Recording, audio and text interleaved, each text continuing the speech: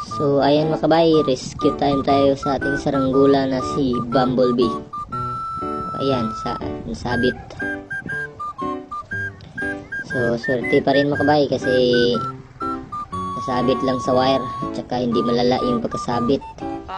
Hindi tumama sa mga punong-puno dyan, mga matataas na puno. Pero delikado pa rin ito mga kabay, no? Kasi malapit sa daanan ng sasakyan. Kaya mag-ingat talaga tayo pag tayo nagsasaranggula. Bantayan natin ng mabuti yung saranggula natin.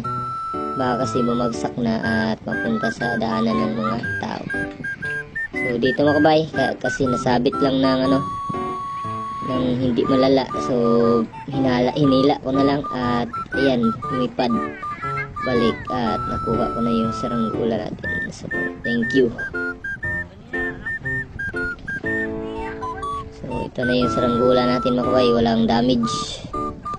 At salamat sa mga kabay natin na bata at binantayan yung saranggula natin, lalo na si Rick. So ayun lang mga kabay, saranggula update lang tayo muna.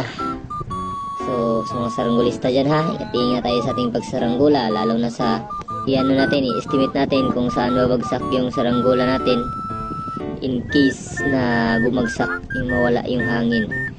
So siguruhin natin na hindi siya tatama sa daanan ng mga sasakyan. Baka kasi makadisgrasya tayo mga kabay ng mga tao.